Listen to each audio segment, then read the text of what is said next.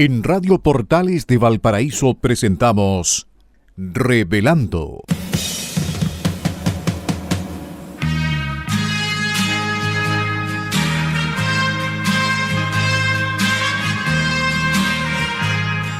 Un programa donde se abordan temas de actualidad, contingencia y la agenda cultural de la zona.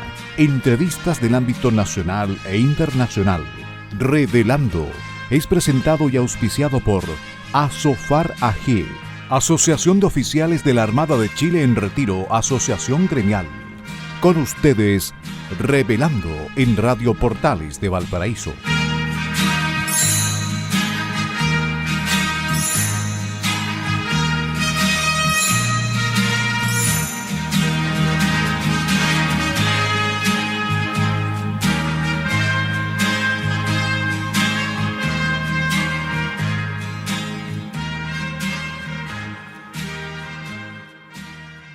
Muy buenas tardes, queridos amigos y auditores de Radio Portales de Valparaíso, la primera de Chile y puerto de fondeo de nuestro espacio radial.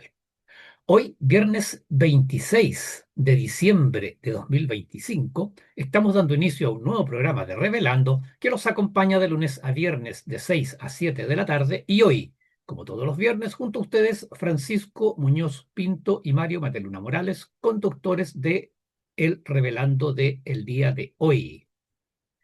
Agradecemos a Radio Portales de Valparaíso, que nos abre sus señales en el dial de FM 89.5, AM 840 y también a través de su señal online en la página web www.portalesfm.cl. Y desde luego agradecemos a nuestro auspiciador, a quien hace posible que Revelando esté en el aire todos los días junto a ustedes. Nos referimos a la Asociación de Oficiales de la Armada en Retiro, ASOFAR. Gracias una vez más a Radio Portales de Valparaíso y un especial agradecimiento a ASOFAR, nuestro auspiciador.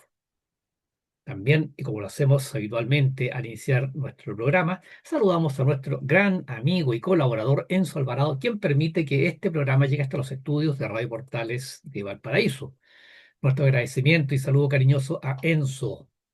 Y por supuesto saludamos y agradecemos también a nuestros amigos radiocontroladores de Radio Portales de Valparaíso que colocan finalmente este programa en el aire. Nos referimos a don Luis Salinas y a don Gerardo Terán. Muy buenas tardes, Francisco, en este 26 de diciembre. Ayer fue Navidad. ¿Cómo está usted? Mario, hola Enzo, muy buenas tardes. Oye, sí, ayer fue Navidad y tuve una linda Navidad con mis seres más queridos, con mis hijos, con mis nueras, con mis nietos, unos bonitos regalos. Qué bonito. Le teníamos a nuestros hijos una sorpresa que fue muy bien recibida. Le habíamos sacado copia a las fotos de ellos cuando eran niños y le preparamos a cada uno un álbum. Así que fue muy sorpresivo para ellos. No, muy bonita, fue una muy linda Navidad. Qué bueno, qué bueno. Y así también esperamos que todos nuestros queridos auditores hayan tenido una linda Navidad, una Nochebuena hermosa, en familia, con sus seres queridos, así como lo fue en el caso de Francisco, en el caso mío, con mi esposa, mi hijo. Eh, Esperamos que hayan tenido una hermosa Nochebuena y una linda fiesta de Navidad del día de ayer. Ya, pues, vamos entonces con las efemérides nacionales y navales de la presente semana. 25 de diciembre de 1553. El gobernador y capitán general del Reino de Chile, Pedro de Valdivia, muere a manos de los araucanos, luego de ser apresado por estos en la batalla de Tucapel, también conocido como el desastre de Tucapel, en donde acabó el mito de la invencibilidad de los españoles en los campos de batalla, pues en esta acción, por primera vez, bajo el mando de Lautaro, los ibéricos son atacados en oleadas sucesivas, aprovechando eficazmente la ventaja numérica. Valdivia gobernó Chile del 27 de agosto de 1540 al 27 de diciembre de 1547 y luego del 20 de julio de 1549 al 25 de diciembre de 1553. En total, 11 años, 8 meses y 22 días y encontró la muerte en las manos del cacique Lautaro. 23 de diciembre de 1818. Ya estamos en la época de Chile independiente, o intentando ser independiente. El vicealmirante Thomas Cochrane se recibe del mando de la Escuadra Nacional, enarbolando su insignia en la fragata O'Higgins, ex Reina María Isabel, la que se había capturado tiempo antes en Talcahuano. Y Blanco Encalada, ya ascendido a contraalmirante, fue su segundo en el mando de las fuerzas navales. Al asumir el mando, la escuadra estaba compuesta de 7 buques de guerra, y su primera preocupación fue corregir las deficiencias existentes en ellos, trabajando para convertir a ese grupo de buques en una fuerza de combate disciplinada y de alta capacidad. Y, diría yo, vaya que lo logró. 23 de diciembre de 1828. En un concierto de la Sociedad Filarmónica, efectuado en el Teatro de Arteaga, ubicado en la plazuela de la Compañía, hoy plazuela Mont Varas, hace su debut el Himno Nacional de Chile, cuya melodía es ahora obra del compositor español Ramón Carnicer y Valle. Reemplazó la musicalización del maestro Manuel Robles Gutiérrez, pero mantuvo la letra del argentino Bernardo Vera y Pintado. Posteriormente, el 17 de septiembre de 1847, fue entonada la actual canción nacional compuesta por Eusebio Lillo y que mantuvo la música de Carnicer. Esta nueva versión mantuvo los 4 versos del coro de la letra de Vera y Pintado. Esta es la última versión, entonces, la que conocemos actual y que mantuvo de Vera y Pintado el coro donde dice: Dulce patria recibe los votos con que Chile en tus aras juró, que o la tumba serás de los libres o el asilo contra la opresión. 26 de diciembre de 1891. Acabada la cruenta guerra civil, asume la presidencia de la República el vicealmirante Jorge Montt Álvarez, transformándose en el primer gobernante del llamado régimen parlamentario que culminó el 18 de... Un momento, por favor. Decía que culminó el 18 de septiembre de 1925 con la promulgación de la Constitución Política de 1925.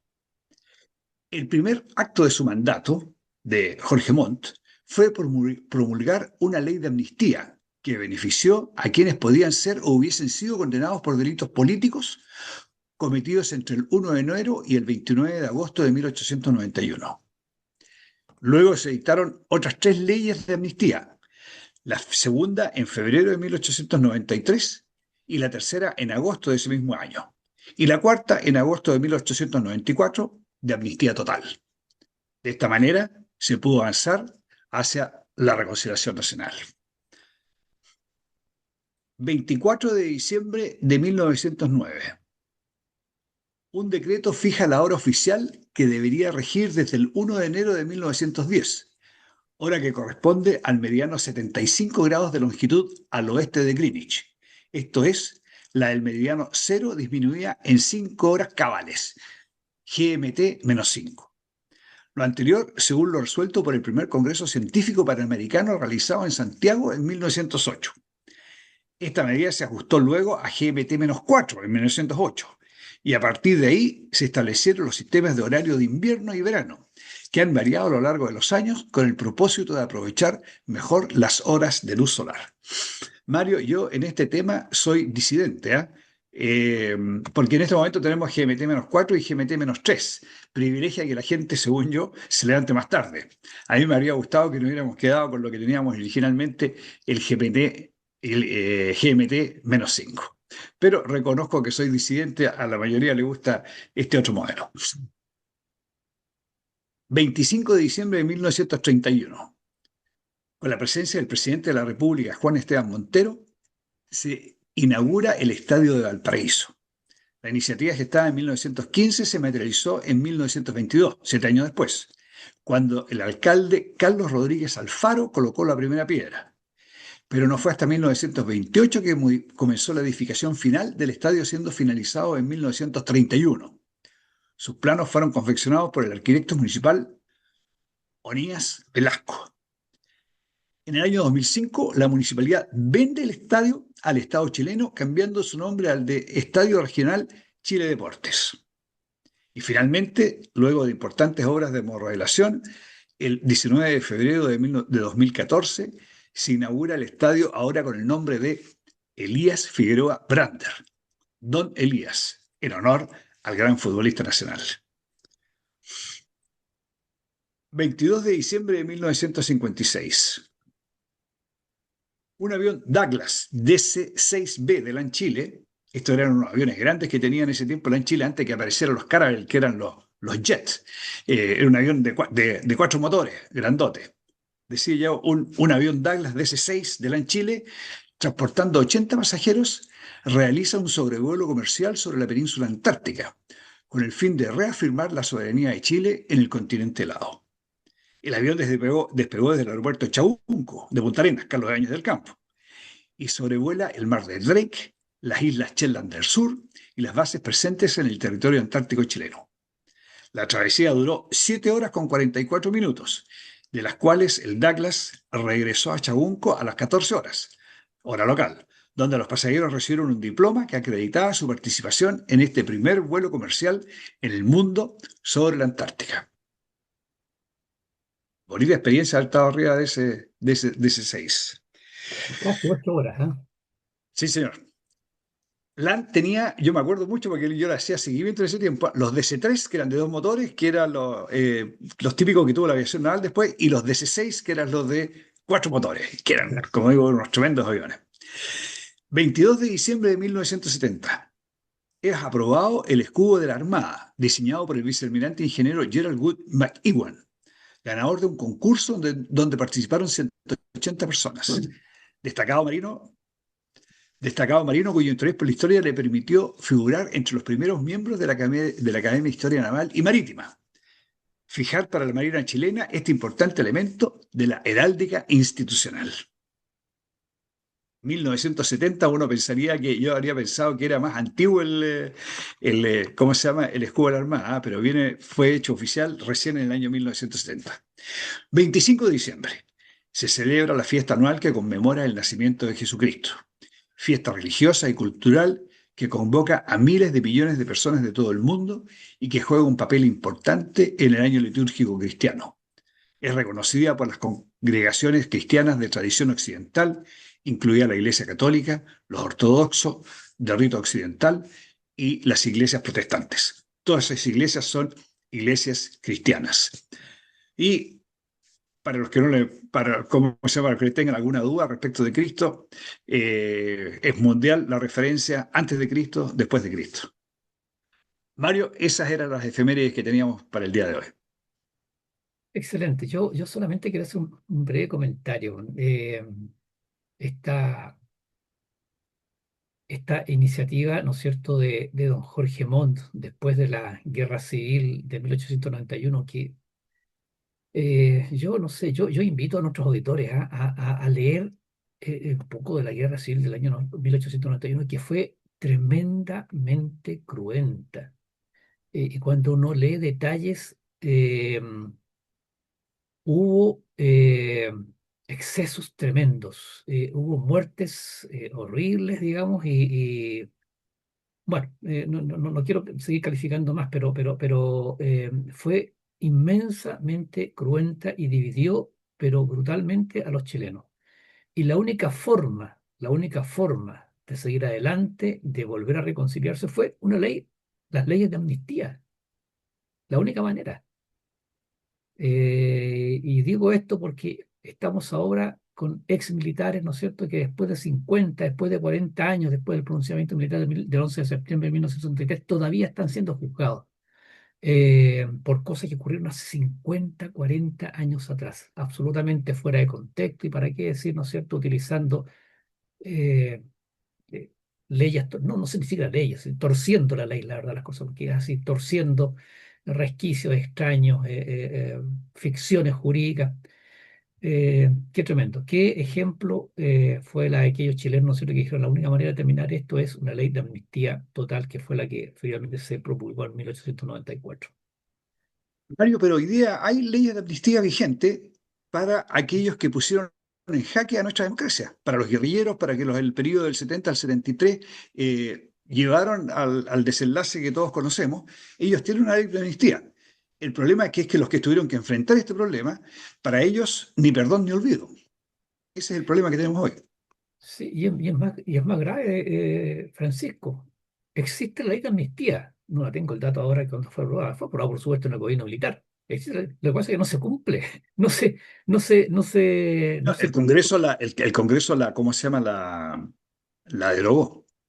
Voy a dejarlo pendiente, pero estoy seguro que no. Pero bueno, va a quedar tarea para la casa. Va a quedar tarea para la casa, pero estoy casi seguro que no. Pero bueno, al final lo que hay que destacar que gracias a esa ley de amnistía, Chile se pudo reconciliar, ¿no es cierto?, y seguir adelante como país, como sociedad.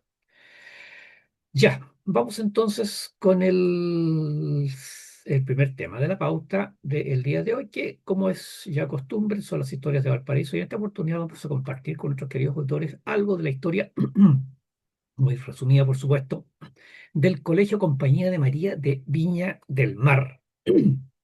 Cuando uno pasa por la Avenida España, ahí donde está el puente Capuchinos, a la derecha, donde está ese murallón, donde hubo un mural que siempre me llamó mucho la atención, que ya está borrado, ya casi prácticamente 100% borrado.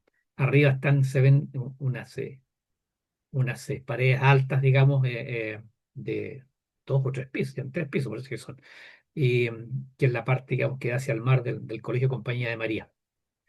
Eh, y para para esta crónica tomamos como referencia un escrito muy completo que se llama Proyecto Educativo Evangelizador, realizado por la directora Carmen Barros Samit, actualizado el 2012.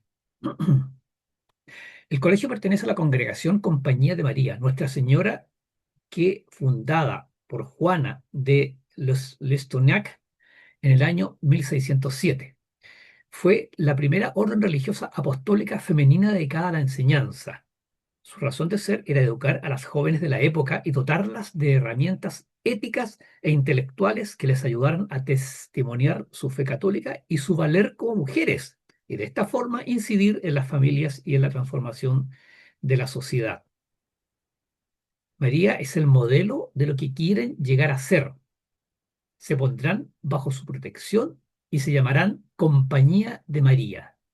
El cardenal de Saurdis, arzobispo de Burdeos, aprobó la institución en 1606 y el Papa Paulo V, el 7 de abril de 1607, la confirmó solemnemente. Así nace la Compañía de María Nuestra Señora en Burdeos, Francia. Juana de Lestonac logra plasmar en un proyecto educativo la invitación de Dios a ofrecer sus manos para participar en su misión salvadora. Lo genuino de este proyecto es la articulación armónica de sus ricas experiencias personales con la diversidad de aportaciones que recibe de su época.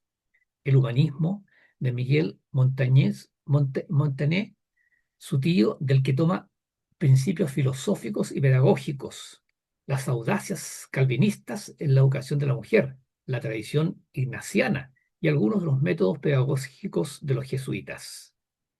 Actualmente la Compañía de María tiene 400 años de presencia en el mundo. La solidez de su primera fundación en Francia permite que la Compañía de María se extienda a España a través de 17 casas, luego a Italia e Inglaterra, y por último vendrá la travesía del Atlántico para llegar a las tierras vírgenes de la América Morena. Se abren centros educativos en México, Mendoza, Chile, Brasil, Paraguay, Bolivia. En el año 1922 se fundó la Casa de la Compañía de María en Viña del Mar, por expresa petición del presbítero Ignacio Suazagoitía. La idea fue abrir un externado para señoritas que también sirviera de lugar de descanso para las religiosas enfermas o debilitadas. Para este fin se compró un terreno ubicado en Villa Moderna, hoy Recreo, frente a los padres capuchinos.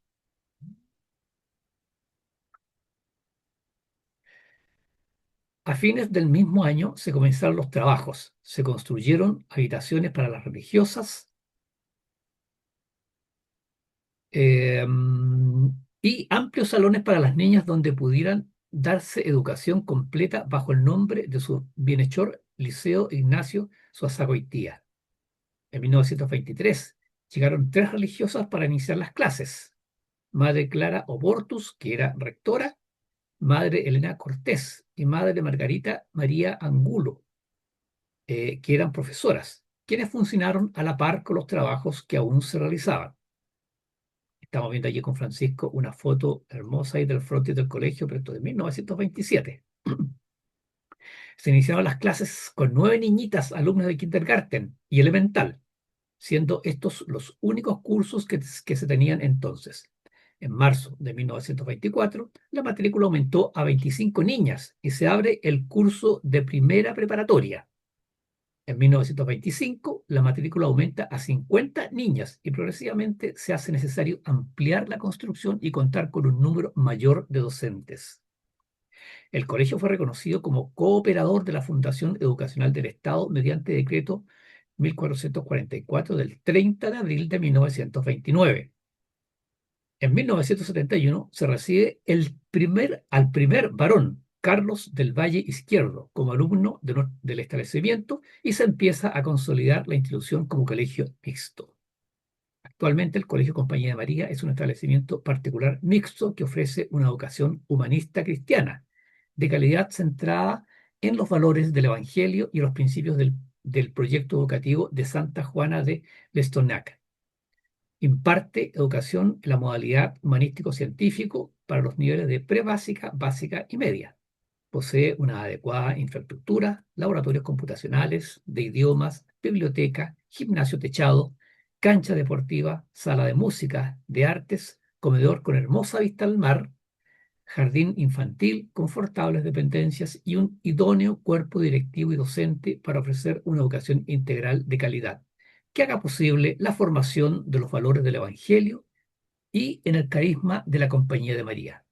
Al mismo tiempo, se busca contribuir al máximo desarrollo de las potencialidades cognitivas, preparando con excelencia académica a las niñas y jóvenes y dotándolos de las herramientas necesarias para construir su propio proyecto de vida, que les permita insertarse efectivamente en la sociedad para transformarla y hacerla cada vez más justa, humana y fraterna.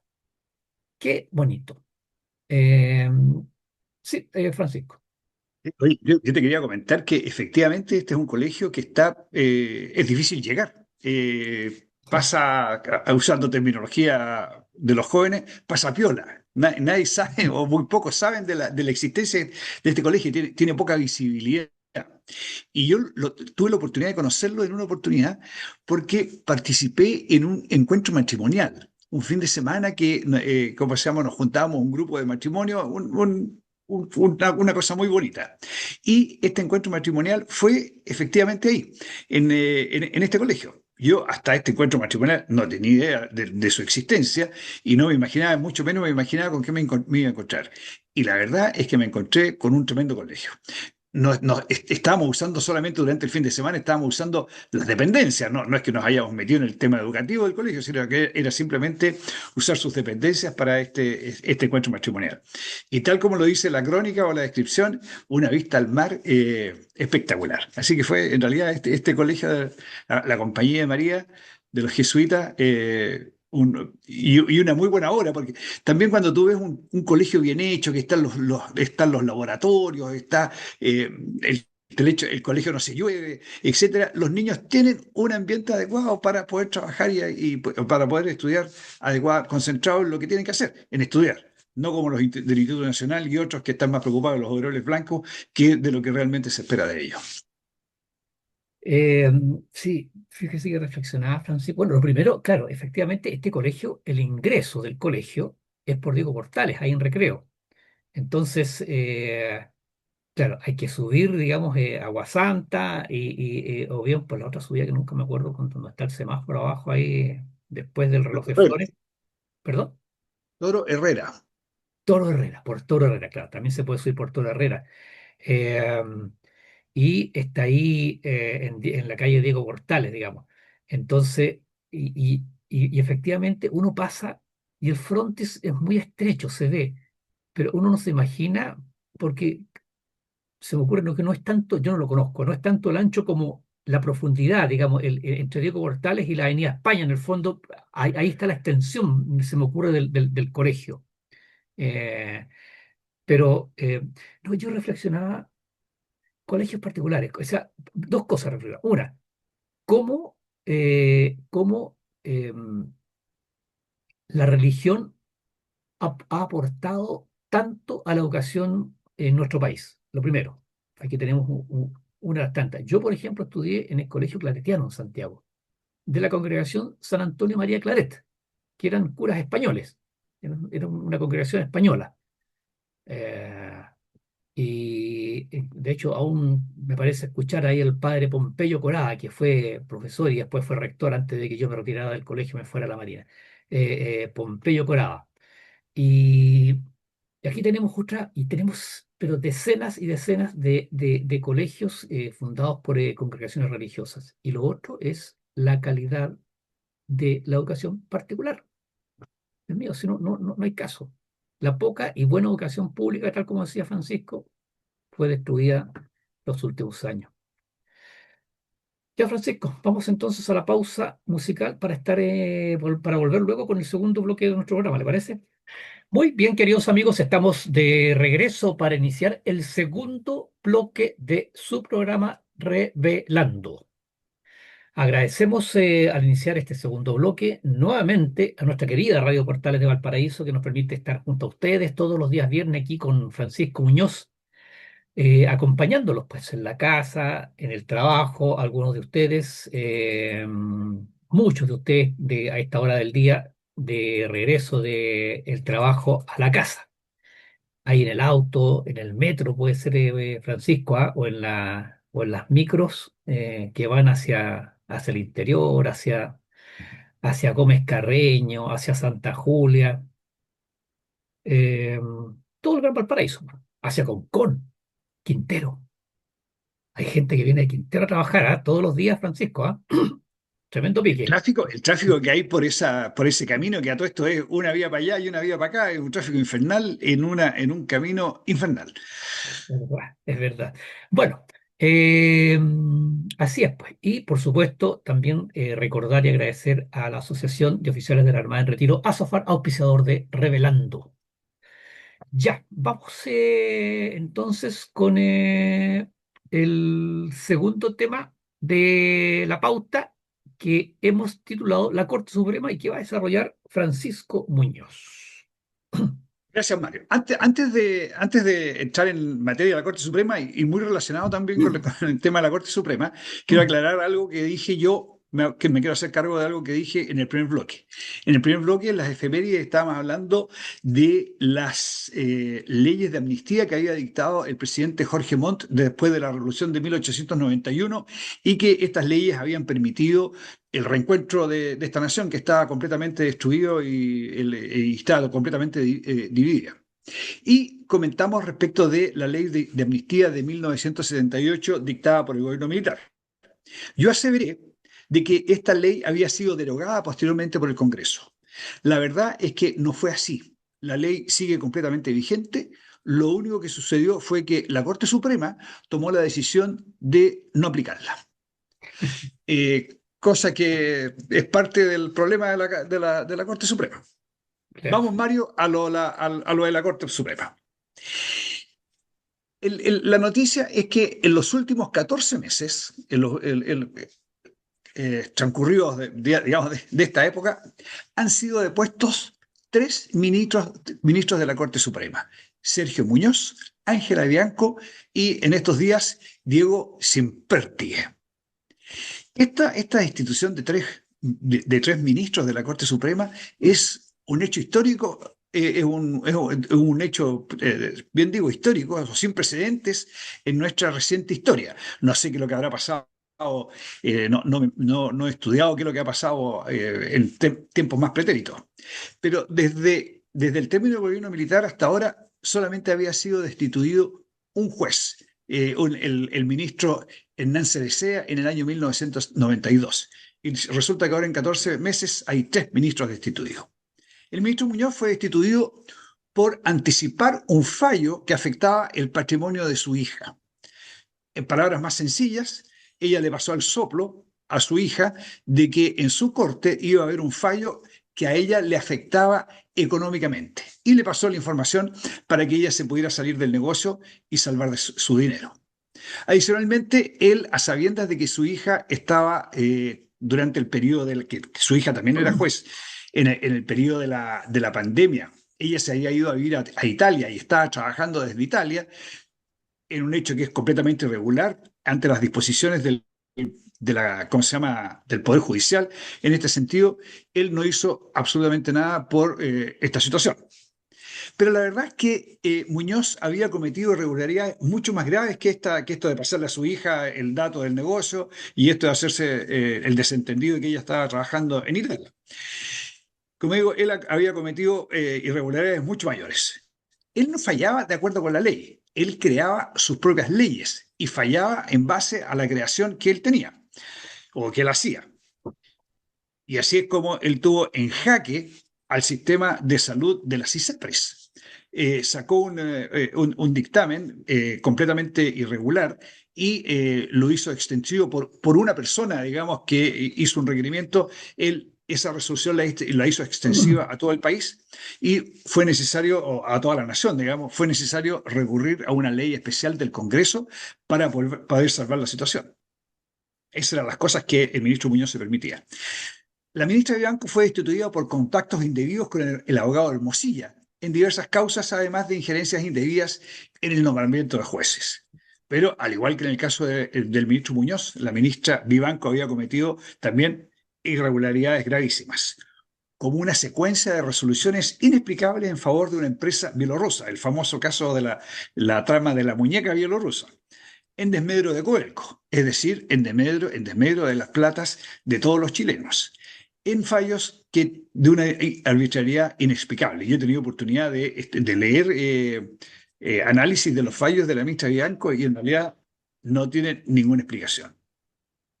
Por otro lado, Simperti fue destituido por vínculos indebidos con abogados que defendían a la misma empresa bielorrusa. Le pagaron un viaje en un crucero y además hay un nombramiento irregular que beneficiaba a ¿cómo se llama?, a su yerno. Pero nuevamente, al igual que los casos anteriores, estos temas se apartaban de lo realmente grave. Él había sido también parte de los dictámenes que afectaban a esta empresa bielorrusa. Uno de los hechos que más llama la atención es que estos 3 jueces fueron destituidos por el Congreso. No fueron destituidos por la misma Corte Suprema, no fueron destituidos por el Poder Judicial, salvo la ministra Vivanco, en cuyo caso la Corte Suprema se adelantó a un fallo que iba a salir, que de hecho salió 2 o 3 días después del Congreso. Entonces, mi duda es, ¿los integrantes de la Corte Suprema no sabían de estas irregularidades? Todo Chile lo sabía y la Corte Suprema no lo sabía. ¿Es tan fuerte el sentido de pertenencia del resto de los integrantes de la Corte Suprema como para, ante casos tan graves, hacer la vista gorda, mirar para el lado? ¿Por qué era necesario que interviniera otro poder del Estado? O sea, el Poder Legislativo tuvo que intervenir al Poder Judicial para sacar a 3 jueces, a 3 ministros de la Corte Suprema. Para mí es inexplicable. Y por otro lado, la clase política. ¿Con qué criterio la clase política ha estado designando a los jueces de la Suprema? No hay mejores candidatos, no hay personas más calificadas, no hay personas cuya honorabilidad sea más fuerte de la que estos jueces que estamos mencionando. ¿Cómo puede ser de que esto termine siendo un equilibrio entre izquierda y derecha para designar a los integrantes de uno de los 3 poderes del Estado? Yo sinceramente espero que esta remesón que ha significado todo esto tenga una implicancia suficientemente fuerte como para que se cambie el sistema. Estamos hablando ni más ni menos que uno de los 3 poderes del Estado. Mario. Sí, tremendamente lamentable. Muy lamentable porque, tal como usted lo dijo al final, estamos hablando de uno de los 3 poderes del Estado, el Poder Judicial. Eh, ahora, todo esto que está sucediendo, todo este deterioro del Poder Judicial, yo en lo personal, yo lo atribuyo única y exclusivamente a la intervención de la política. Porque, queridos amigos, aquí es el Congreso el que propone, o sea, el Poder Judicial presenta una, un grupo Aquí, de, una quina. Eh, al- y ahí el Congreso es eh, el que toma, el que decide a quién propone el presidente de la República. El presidente de la República finalmente lo designe, lo nombre. Pero esto, lo mencionó Francisco, es político. O sea, y es tan así, y es tan grosero esta intervención política que hemos visto a diputados, senadores haciendo declaración pública, diciendo que no puede ser que se esté nombrando a tal persona cuando nos correspondía a nuestro sector en esta oportunidad nombrar a uno. O sea, nombrar a un juez, a un ministro de su sector político. Ahora, ¿cuál es el problema de esto, queridos amigos? Que aquí nada es gratis. Cuando un sector político nombra a un juez, ese juez queda en deuda con ese sector político, pues. Porque él no llegó ahí por sus cualidades personales. Él no llegó a presentarse en esa quina porque tenía las capacidades, ¿no es cierto? Y tenía las competencias. Él llegó ahí porque los partidos políticos lo pusieron ahí. Entonces, ese es el problema. Entonces, estamos a un paso de las irregularidades, por no hablar de corrupción, ¿no es cierto? Y otras tantas calificativos jurídicos. Eh, insisto, aquí nada es gratis, todo se paga. Cuando yo le hago un favor a alguien, quedo en deuda con esa persona que me hizo el favor. Y la costumbre dice que tengo que devolverle el favor, pues. Y llegamos a esto, pues. Que se haga vista gorda, aunque ahora, perdón, independiente de casos como el señor, ¿cómo se llama? Simperte que nombró a su yerno como notario, pero bueno, esas son deformaciones personales, pero la mayor parte de los fallos son porque hay intereses creados, ¿no es cierto? Y han fallado de acuerdo a el interés, ¿no es cierto? O a las presiones que reciben del sector que lo nombró. Bueno, eso. la verdad es que a todos estos tres casos han tenido el caso el ministro Muñoz. Él hizo un tremendo daño a Chile, le hizo un tremendo daño al sistema de salud. Todavía estamos pagando los daños que generó el ministro Muñoz. Y ¿cómo se llama? La ministra Vivanco y Simperti, y con su fallo, ellos tuvieron un efecto pero tremendo sobre dineros de todos los chilenos, sobre dineros del Estado, en beneficio personal. Hay una serie de detalles de que la fiesta, que las amistades, que las relaciones con los abogados, que le pagaron un crucero, etcétera, etcétera. Pero la verdad es que esos son detalles, al lado de, o sea, no digamos son detalles. Ellos, por muy poco, le hicieron mucho daño al país. Es la triste realidad del Poder Judicial y esperemos que se haga una reforma real, una reforma que efectivamente permita que los mejores, que haya una carrera funcionaria, que los mejores lleguen a... no sé, yo fíjese, Francisco, nosotros, usted y yo fuimos servidores de la Armada. Nosotros vemos que el comandante en jefe de la Armada, bueno, lo mismo pasa con el comandante en jefe del Ejército, el comandante en jefe de la Fuerza Aérea, el director general de Carabineros. Eh, son gente de carrera. Estuvieron 37 años, ¿no es cierto? Y por sus méritos fueron ascendiendo paulatinamente en el tiempo y, y finalmente llegaron a convertirse en comandante en jefe.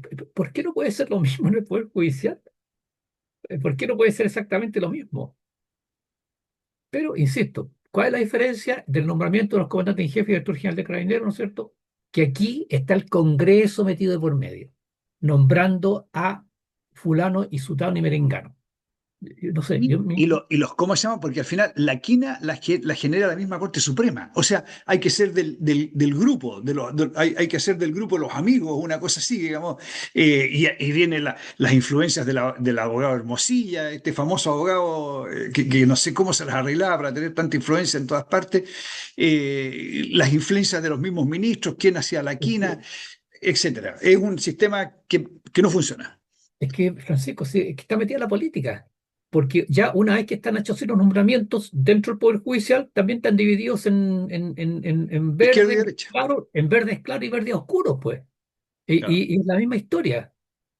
Internamente están las pugnas, ¿no es cierto? Ahora metemos a uno de la izquierda, en otro momento metemos otro de la derecha, en otro momento metemos el del centro. Sí, desgraciadamente es así. Es la política, la mala política que se metió en el Poder Judicial y la corrompió. Así de simple. Ya, vamos, porque se nos está pasando el tiempo. Vamos con el próximo tema de la pauta que hemos titulado Hipocresía y Pequeñez. A ver, Dios mío, esto es. Este gobierno y su sector, Francisco, nos da tema, todas las semanas nos ofrece tema, impresionante, es impresionante. Ahora resulta que la señora, perdón, señorita Irina Caramanos, ex pareja del actual presidente, acaba de salir a la luz pública. Eh, Ahora, hace poquitos días, refiriéndose, ¿no es cierto?, a que ahora el presidente elegido tiene una esposa y que está la intención, al parecer, no sé, el expresidente electo ha dicho que va a ir en la moneda, pero no se ha referido nada al tema del cargo de la primera dama, pero se supone que va a volverse a existir una primera dama en este país. Entonces, la señora Caramanos dijo lo siguiente: parece todo un dilema el de Pía. Pía se llama la esposa del presidente electo. ¿Salvar la austeridad anunciada por su cónyuge o salvar una tradición que, retrocediendo el reloj, llena el vacío dejado por reinados, sacos de dormir o tronos en el palacio? Que nuestra política sea presidencialista no quita que sea contemporánea. O sea, un poco quiso decir que esto es una cosa de reyes, de reyesitos, una cosa así, esto es la primera dama. Eh, bueno, yo solamente quiero recordar Sonrisa Mujer, Elige Vivir Sano, orquestas juveniles. ¿Qué iniciativas más hermosas se llevaron adelante producto de esta figura de la primera dama? Estoy número tres ejemplos, que son ejemplos que trascendieron y han dejado huella en el tiempo. Sonrisa de Mujer, Elige Vivir Sano, orquestas juveniles. Bueno, eso sí, la señora, las primeras damas, señora Irina Cramanos.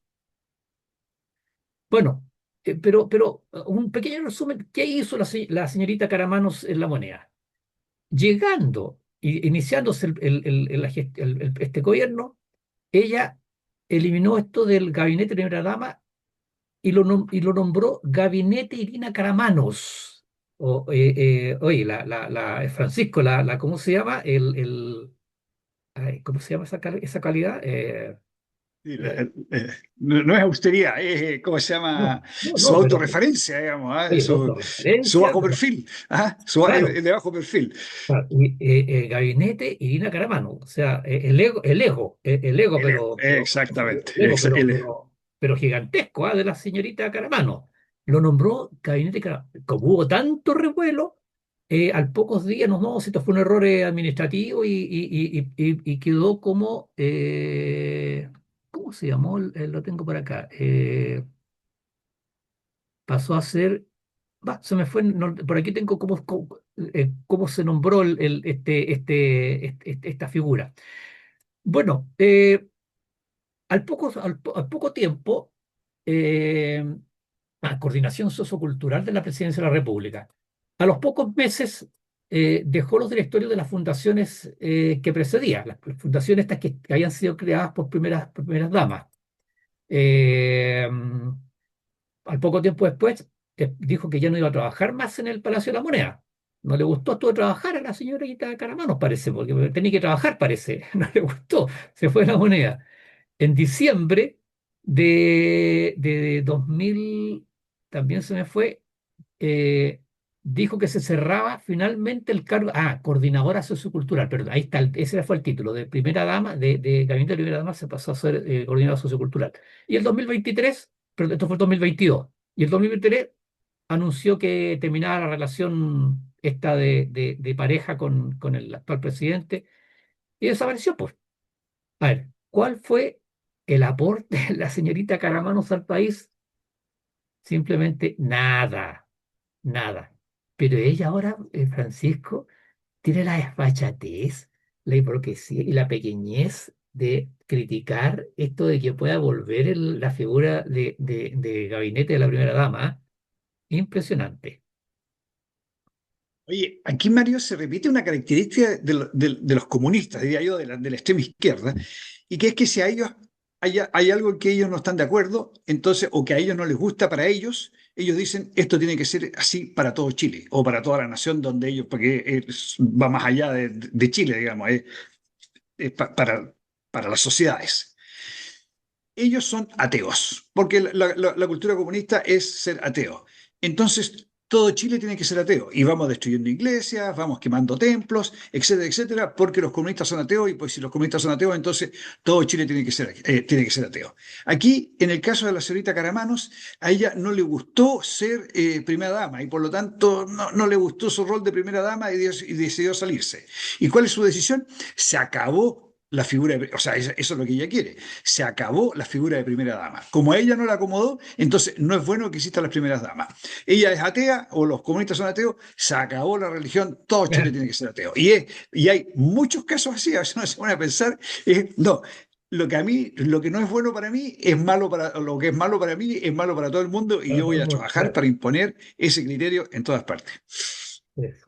Increíble, ¿ah? No puede haber libertad. De aquí tiene que ser y ella habla Lo que de el que partido decide. y esto dice y ella habla de que esto es una cosa retrógrada, ¿no es cierto? De cosas de reinados, cosas así. O sea, cuando ellos son peores, pues, o sea, justamente, pues, el dictador, lo que yo digo se hace. Lo que a mí me gusta es bueno para todos, tal como dice usted. Y lo que no me gusta es malo para todos. Ya, Francisco, vamos con el último, tercer y último tema de la pauta del día de hoy que hemos titulado Desorden en el gasto público. Y esto, insisto, sí, hemos tenido tema permanente. A ver, la Contraloría General de la República también de sector se destapó esta semana, ¿no es cierto? Reveló que ministerios y municipios arrastran un profundo desorden financiero que alcanza la estratosférica suma de 17.000 millones de dólares. 17.000 millones de dólares en los últimos 5 años. Ay, Dios mío. Esto sostuvo de la revisión de los estados financieros de 73 entidades públicas, 50 de gobierno, del gobierno central y 23 del sector municipal, efectuada entre 2020 y 2024. Ninguna de estas entidades fiscalizadas pasó la prueba de la fiscalización, ninguna.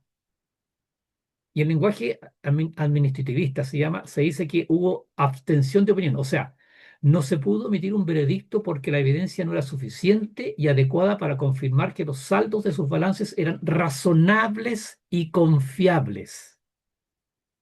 Queridos amigos, la Contraloría detectó que lo que se estaba informando no era ni razonable ni confiable.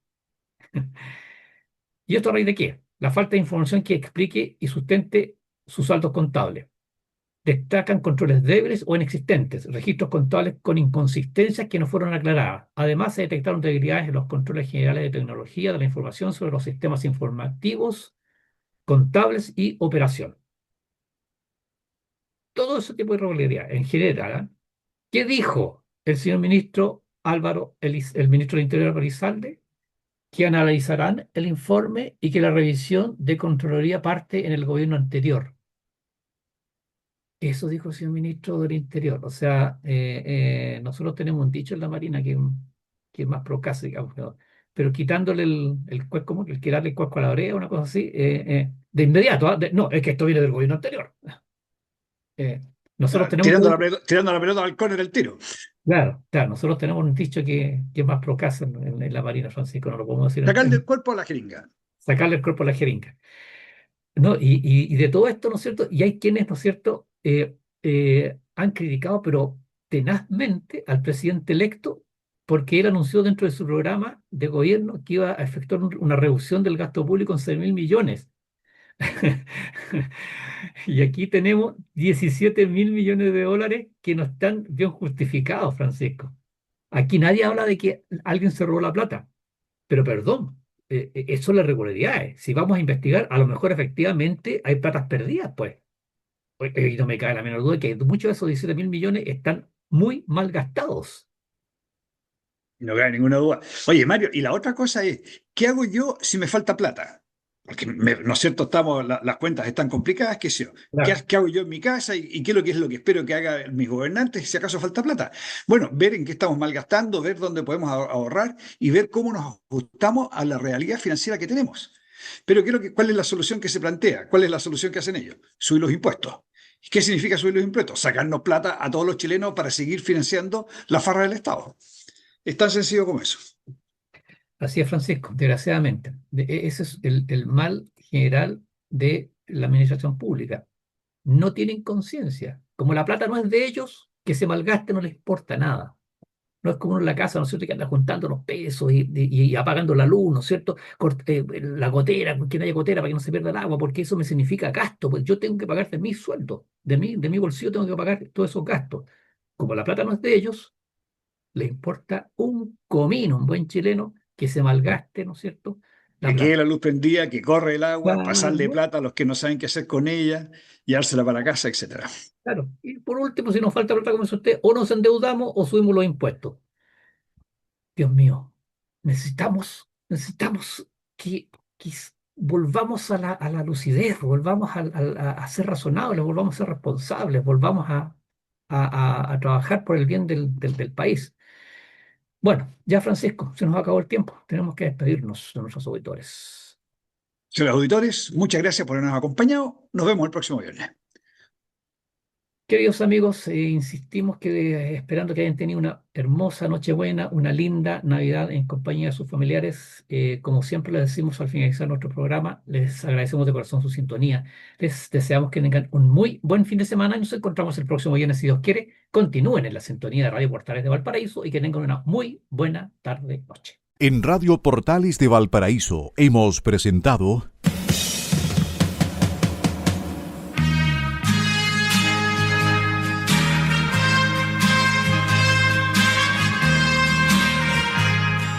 Revelando, un programa donde se abordan temas de actualidad, contingencia, entrevistas del ámbito nacional e internacional. Revelando es presentado y auspiciado por Asofar AG, Asociación de Oficiales de la Armada de Chile en Retiro, Asociación Gremial. Sintonícenos en un próximo programa. Buenas tardes.